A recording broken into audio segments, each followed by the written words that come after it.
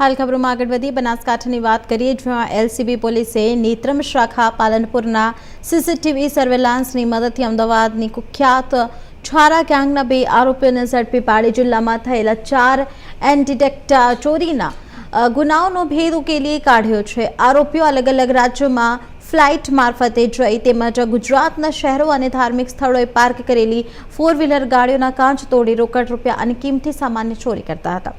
પોલીસે સતીશ લાલિયા સરપલ્લી ઇન્દ્રેકર અને નકુલ રાજુભાઈ તમાઈચે બંને અમદાવાદ રહેવાસીને ઝડપી પાડી તેમની પાસેથી રૂપિયા 1.5 લાખથી વધારેના રોકડ તથા ગુનામાં વપરાયેલ મોટરસાયકલ મળી કુલ રૂપિયા 2 લાખથી વધારેના મુદ્દામાલ કબજે કર્યો છે। જ્યારે પારસ ઉર્ફે પ્રફુલ્લ ગમડે અને જયંતિ નારણ દીદાવાલા ફરાર હોવાનું પોલીસે જણાવ્યું છે।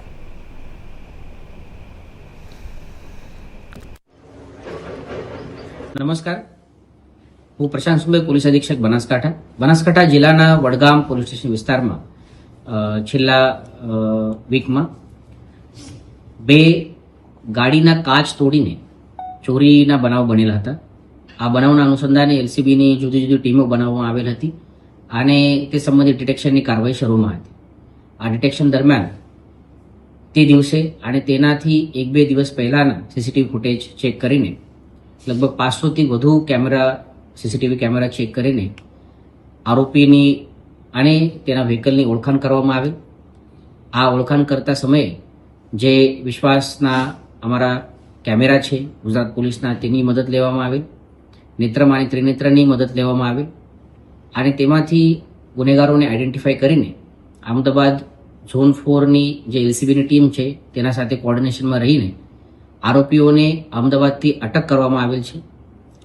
2 આરોપીઓને અટક કરવામાં આવેલ છે, જેનાથી પહેલા આરોપી સતીશ લાલિયા સરપલી કરીને છે, જેના ઉપર અત્યાર સુધી 27 જેટલા ચોરીના ગુના રજીસ્ટર્ડ છે। બીજા આરોપી નકુલ રાજુભાઈ તમાઈચે કરીને છે, જેના ઉપર 16 જેટલા ચોરીના ગુના દાખલ કરવામાં આવેલ છે। આ બંને આરોપીઓ પાસેથી 1.5 લાખ જેટલા રોકડ રૂપિયા અને 17,000 જેટલા રકમના મોટરસાયકલ રિકવર કરવામાં આવેલ છે। આના સિવાય 2 આરોપી વોન્ટેડ છે, પારસ અને જયંતિ, જેના ઉપર 22 અને 8 જેટલા ચોરીના ગુના દાખલ છે। આ જે ગેંગ છે આ ગુજરાત રાજ્યના જુદા જુદા જિલ્લાઓમાં ચોરીના ગુનાઓ કરતી હોય છે। અત્યાર સુધી તેઓને જે ગુનાઓની માહિતી છે એ સુરત, બડોદા, અમદાવાદ, દાહોદ ખાતે તેઓ દ્વારા આ ગુના કરવામાં આવેલ છે, તે પ્રમાણે માહિતી અમારા પાસે છે। તપાસમાં તેની અન્ય વિગત અમારા પાસેથી અમારી પાસે આવી જશે। આના સિવાય આ ગેંગની એક જુદી એમો આ પ્રમાણે હતી કે ફ્લાઇટના મારફતે દેશના જુદા જુદા મોટા શહેરોમાં જઈને આ લોકો ચોરીઓ કરતા હતા, જેમાં ખાસ કરીને કોલકાતા જઈને આ લોકો દ્વારા કોલકાતાના હેસ્ટિંગ્સ, નોર્થપોર્ટ અને અલીપોર પોલીસ સ્ટેશનમાં ચોરીઓ કરવામાં આવેલ છે। તે પોલીસ સાથે પણ અમે સંપર્કમાં છે।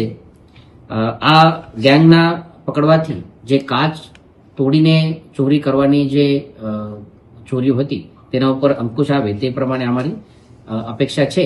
અત્યારે ઇન્વેસ્ટિગેશન શરૂ છે, ઇન્વેસ્ટિગેશન દરમિયાન હજુ પણ માહિતી સામે આવશે તે પ્રમાણે